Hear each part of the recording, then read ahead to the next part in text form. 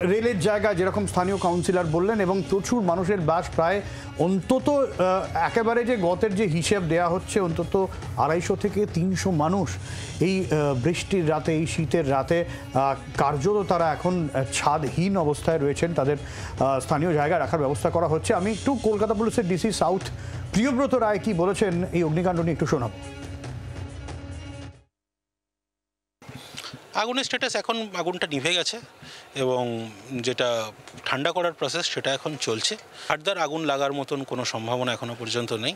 10টা fire tender একসাথে কাজ করেছে, বাকি আরও ফায়ার টেন্ডার স্ট্যান্ড বাই আছে। যদি তাদের জলের কোনো প্রবলেম হয় বা সমস্যা হয়, জল কমে যায়, তাহলে তারা সাপ্লাই দেবে। এখান থেকে আপাতত যান চলাচল কি করতে দেওয়া হবে নাকি এখন বন্ধ? এখনই আমরা অবিলম্বে এখান থেকে যান চলাচল ধীরে ধীরে শুরু করছি এবং যতদূর মানুষ যত আছেন তাদেরকে সেফ জায়গাতেও নিয়ে যাওয়া হয়েছে এখন। সুতরাং বলা যেতে পারে পরিস্থিতি নিয়ন্ত্রণে এবং খুব তাড়াতাড়ি যান চলাচল শুরু করা হবে দুর্গাপুর ব্রিজের, যেমনটা জানা যাচ্ছে। আমাদের সঙ্গে রয়েছেন আমাদের আরেক প্রতিনিধি রনয় তিওয়ারি রয়েছেন আমাদের সঙ্গে। রনয়, আমরা দেখেছি যে একেবারে যখন আগুন দাউ দাউ করে জ্বলছে সেই সময়কার মুহূর্তের ছবি তুমি আমাদের সামনে তুলে ধরেছো।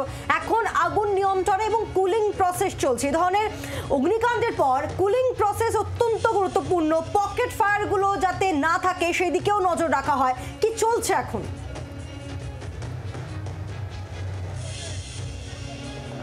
একদমই পায়েল, যে কথা তুমি বললে পকেট ফায়ার অত্যন্ত গুরুত্বপূর্ণ একটা পয়েন্ট। কারণ হচ্ছে দমকলের কাছেও কিন্তু চ্যালেঞ্জ, বিশেষ করে চ্যালেঞ্জ ছিল বিপি পোদ্দার হাসপাতালের সামনে একদম লাগোয়া যেখানে আগুন লেগেছিল। আর একবার ক্যামেরা পার্সন মিন্টুকে বলবো ছবিটা দেখানোর জন্যে। অর্থাৎ ঠান্ডা করার প্রসেস কিন্তু চলছে সারাক্ষণ ধরে আমরা দেখতে পাচ্ছি। কারণ এই জায়গাটা অর্থাৎ তুমি দেখতে পাচ্ছ কীভাবে পুড়ে গেছে, অর্থাৎ এতটাই ঘিঞ্জি হয়ে গেছে। কারণ যেভাবে একটা জায়গা পুড়ে গেলে তার তলাটায় কিন্তু ধিকি ধিকি এখনও আগুন জ্বলে উঠছে মাঝে মাঝে। সেই জায়গাটা ঠান্ডা করার কাজ ক্রমশ চলছে। দমকলের কাছে এটা চ্যালেঞ্জ, কারণ হচ্ছে পাশেই রয়েছে একদম বিপি পোদ্দার হাসপাতাল এবং হাসপাতালের লাগোয়া যেহেতু এই জায়গা, এবং তার পাশে রয়েছে তুমি দেখতে পাচ্ছ লাইন থেকে 1, 2, 3, 4, 5টা অর্থাৎ বেশ কয়েকটা বহুতল। সেই বহুতল রয়েছে একদম লাগোয়া, অর্থাৎ বহুতলগুলোর অবস্থাও কিন্তু অত্যন্ত করুণ। যেভাবে আগুনের উচ্চতা এতটাই ছিল, অর্থাৎ 3 তলা পর্যন্ত আমরা দেখেছিলাম আগুন ছড়িয়ে গিয়েছিল। সেই জায়গায় কিন্তু আগুন পুরোপুরি নিয়ন্ত্রণে। তবে কুলিং প্রসেস বা এই ঠান্ডা করার প্রসেস, এই প্রসেস কিন্তু কন্টিনিউ চলছে। তবে দমকল কর্মীরা যেটা মনে করছেন এই জায়গাটাকে পুরোটাই পরিষ্কার করতে হবে।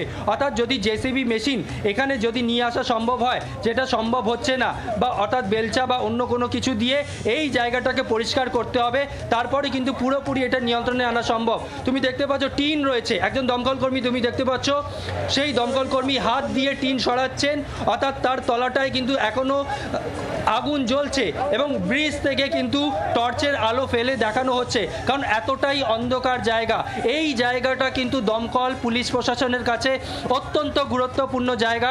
প্রথমত এখানে বিপি পোদ্দার হাসপাতাল, তারপরে কিন্তু বহুতল রয়েছে পরপর, অর্থাৎ এই জায়গাটা সবার কাছে ইম্পর্টেন্ট। শাবল দিয়ে এই মুহূর্তে ক্যামেরা পার্সন মিন্টুকে বলবো আরেকবার ছবিটা দেখানোর জন্যে। শাবল দিয়ে পুরো জায়গাটা পরিষ্কার করা হচ্ছে। তুমি দেখতে পাচ্ছ শাবল দিয়ে পরিষ্কার করা হচ্ছে এবং আগুনের ফুলকি কিভাবে বেরোচ্ছে। অর্থাৎ এইটাই কিন্তু চ্যালেঞ্জ, কারণ এই জায়গাটা পুরোপুরি ঠান্ডা না হলে এই জায়গায় কিন্তু মাঝে মাঝে আগুন জ্বলছে। অর্থাৎ এখানে জেসিবি মেশিন পৌঁছানো সম্ভব হচ্ছে না, কারণ একদম ব্রিজের কাছে। সেখানে কিন্তু শাবল বা কোনো কোদাল টোদাল কোনো জিনিস দিয়ে সেই জায়গাটাকে কিন্তু পরিষ্কার করতে হবে এবং সেই প্রসেসটাই কিন্তু শুরু করেছেন দমকল কর্মীরা। এবং সারাক্ষণ ধরে দেখতে পাচ্ছি এই জায়গাটা জল দেওয়া হচ্ছে এবং একই সঙ্গে ইলেকট্রিকের তার এবং সিলিন্ডার যেভাবে ছিল এবং যেভাবে একের পর এক বাস্ট হওয়ার শব্দ পাওয়া যাচ্ছিল, তাতে করে কিন্তু আতঙ্ক ছড়িয়েছিল গোটা এলাকায়। বিশেষ করে এই বহুতলে যারা থাকেন তাদের মধ্যেও আতঙ্ক গ্রাস করেছিল। গোটা বহুতল এই মুহূর্তে ফাঁকা, কাউকে দেখা যাচ্ছে এই মুহূর্তে তারা তাদের ফ্ল্যাটে প্রবেশ করেছেন, যদি ক্যামেরা দেখানো সম্ভব হয়। অর্থাৎ পাশের বহুতল খালি করে দেওয়া হয়েছে, কারণ সেখানেও আমরা দেখি যে আগুনের লেলিহান শিখা সেখানেও পৌঁছে যায়। প্রায় 3 তলার জানলা অবধি পৌঁছে গিয়েছিল আগুনের লেলিহান শিখা। এই মুহূর্তে আগুন নিয়ন্ত্রণে, তবে হ্যাঁ কুলিং প্রসেস চলছে যেমনটা আমাদের প্রতিনিধিরা বারবার করে জানাচ্ছিলেন। আর অন্যদিকে আবারও শীতের শহরে অগ্নিকাণ্ড এবং নিজেদের সর্বস্ব হারিয়ে হাহাকার। কোথায় যাবেন, কোথায় থাকবেন চিন্তায় সেখানকার বাসিন্দারা। মন্ত্রী অরূপ বিশ্বাস তিনি পৌঁছে যান ঘটনাস্থলে।